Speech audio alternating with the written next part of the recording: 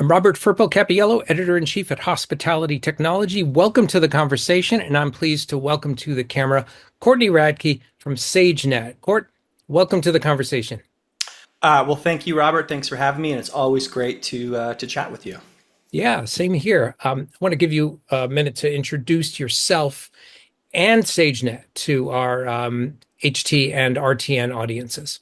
Sure. So I'm Courtney Radke. I'm Vice President of Innovation and Head of Product at SageNet. And SageNet, we are a managed digital experience provider, and you've probably heard managed services provider, MSSP, something like that. But we like to think of ourselves as a managed digital experience provider because everything is all connected together and it's all about that experience. At SageNet, our role and my role is really, it seems different than a technology provider to say, I'm not trying to sell you more technology. I'm not even really trying to tell you to deploy more technology. What we're really trying to do is inform our customers, inform restaurants how to use technology more effectively. Most restaurateurs have a lot of, and most have too much. And so using it effectively is the most important thing. Really what we're trying to do is ensure that restaurateurs can answer a couple questions of, am I using the technology that I have to its fullest?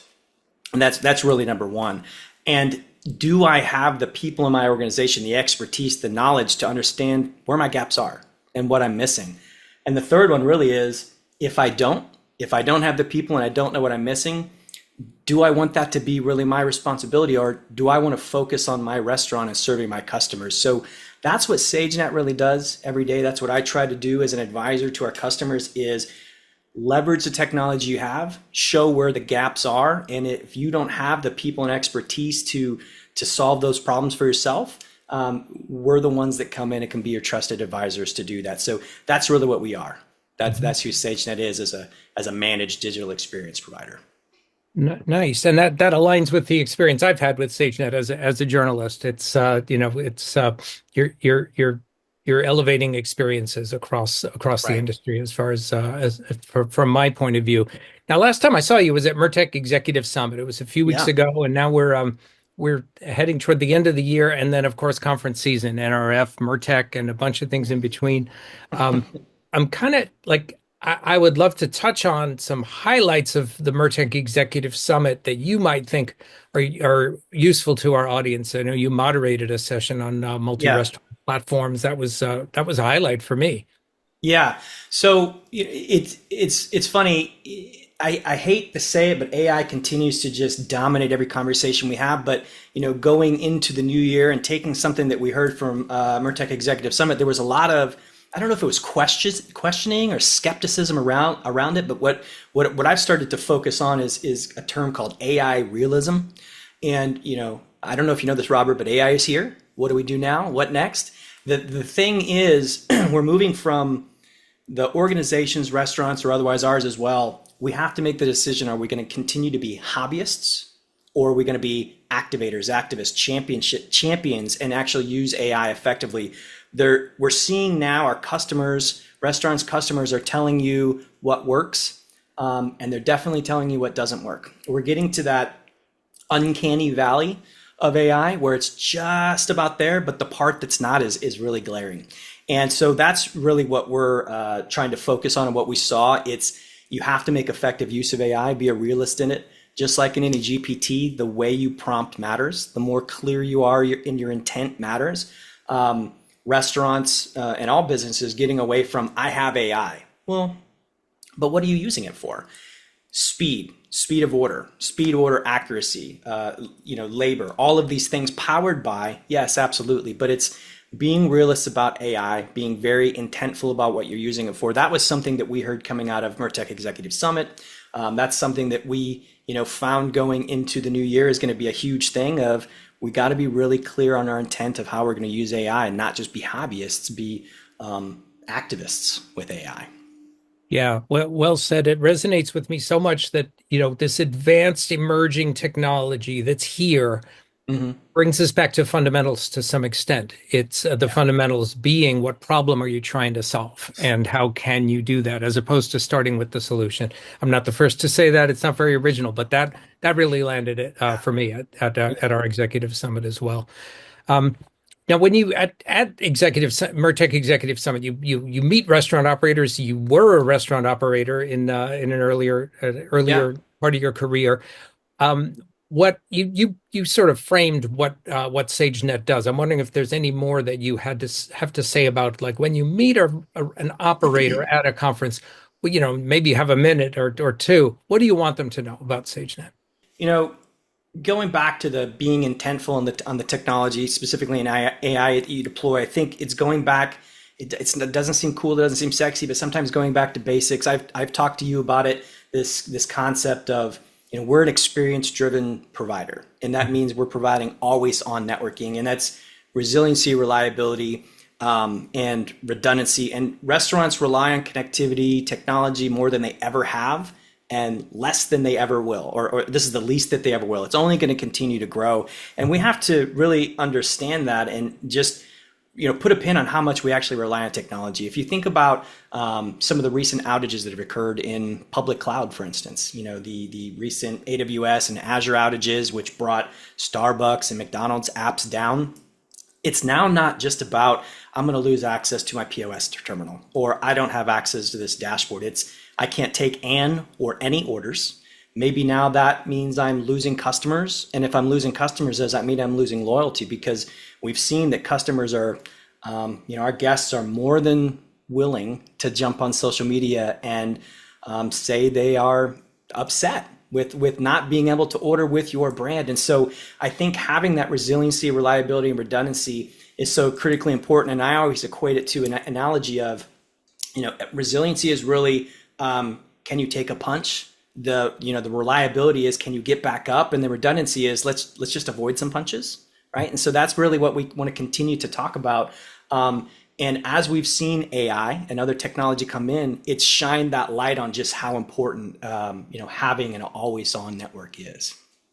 I would say another one, talking back to a previous life, Robert, security space. I don't often get to talk about it as much anymore, but it's so absolutely critically important.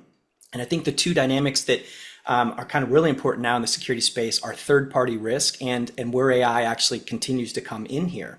So as we look at the security in a restaurant, it's not just about the POS. You're protecting your customer, you're protecting your brand. That's identity, that's loyalty, that's your platform. But it's also the platforms that your customers use and their partners use because you're integrated across the entire stack now. And with the prevalence of third-party risk going so high because you're working with everybody, and the speed at which these threats are moving through the environment because of AI, but also because everything is connected where previously they weren't talking, it's created huge risk. And we've seen that reflected in unfortunately breaches that have been continued to come out in the market, but reflected in compliance standards that are out there. PCI 4.0 really went live as enforcement in March of this year. That's the standard. It took forever and for good reason.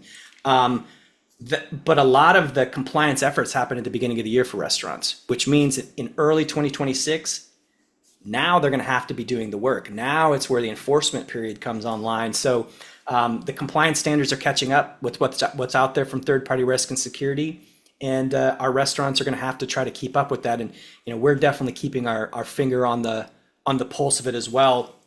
One last thing is what I'm seeing and what we saw coming out of Executive Summit, what we're seeing going into these events, into the new year is we continue to have something again that's not sexy. Nobody wants to talk about it, but it's the unlock to everything else, and that's we have to get a handle on tech debt. I mean, we just absolutely have to get a handle on the tech debt, and I've talked about it multiple times in a restaurant analogy of if guests see that your bathroom isn't clean, they're going to assume that the kitchen isn't clean. And that tech debt is unfortunately a lot of it's that bathroom. It's the stuff that's behind the scenes underneath. You wouldn't normally think of outdated, slow, and legacy as terms you want to have in your environment, and they're not. But that's oftentimes what that that foundation is built on. For all of these things, it's AI and all of this stuff that's coming in. It's not going to fix it, and oftentimes AI actually amplifies it.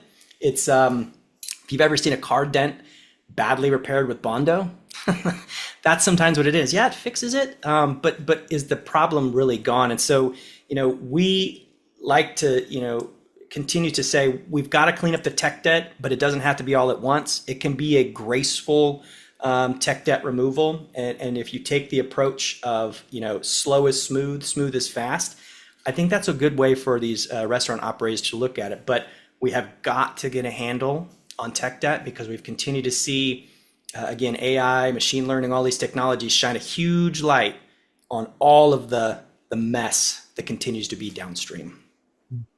Yeah, that that aligns very much with what I'm seeing. People say, "Well, we tried it and it didn't work. It gave us ridiculous results." It's like, yes, because your data what Right. wasn't in order Right. for the Right. AI. Yeah. Yeah. Um, do you have any closing thoughts to our HT and RTN audiences? I mentioned RTN, the Restaurant Technology Network. You've been a key contributor there, and that's one of the reasons we're having this conversation. Yeah, I think I do.